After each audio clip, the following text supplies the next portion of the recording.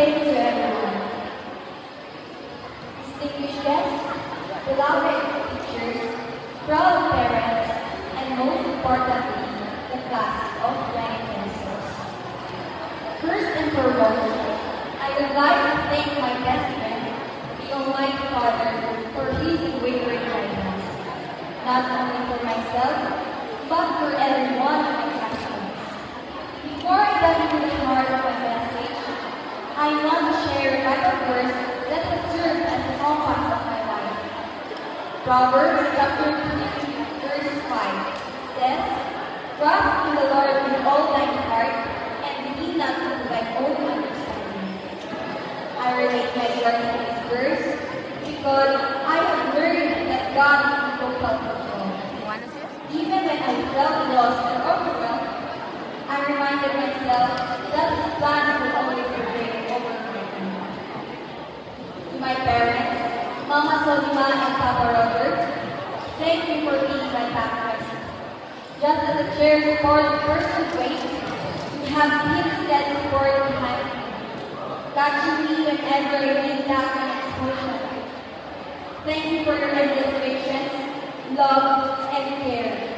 I am truly grateful for all of your sacrifices. I know I have been stubborn sometimes, but please know that every reminder and every lesson you gave was a seed that helped me grow. You didn't just give me life, you gave me life worth living. I fondly remember dealing with just the three of us. Papa was in a particularly relaxed mood. You know how it is. It is the kind where every story becomes legendary. He and Mama started talking about my graduation blowout, planning the food and the celebration. Suddenly, Papa stopped, looked me straight in the eye and said, "Yeah, ang mama eskwela kasi anak pala dapat sa kayo na sa. In that moment, I felt so discouraged. And my heart actually flattened. It was an ultimate moment of validation. But of course, Mama wouldn't let the drama last too long. She jokingly said, "Napiyaga na kay Mama." And Papa didn't even say a word.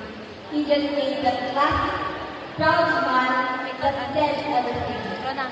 That simple moment is a reminder to all parents here. Never underestimate the power of your words. Even a small word of encouragement can make a child's heart flutter and inspire them to pursue their studies with even more passion. To my supportive and loving siblings, thank you for being my first friends and my constant cheerleaders. I love you all. To my extended family and relatives, thank you for always being there to celebrate my milestones and offer your advice. Your continued support, love, and prayers have been a constant source of strength. To our teachers who have been our second parents, thank you for beyond the syllabus, going beyond the syllabus to teach us about life.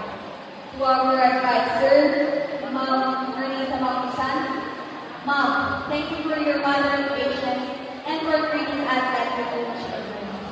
You didn't just check our attendance, you also checked our hearts. To Mom Judith, Mom Marian, Mom Kim, Mom Lanfred, Mom Lilibet, Mom Marlene, Mom Angie, Sir Ansel, Sir Jim, and Sir Gerald, thank you for the lessons, the mentorship, and the humor that broke the tension of a long school day. And to our head teacher, Sir James Cardinal, thank you for believing in my potential. You weren't just teaching us, you were sculpting us. To my beloved alma mater, Balbalang National High School, thank you for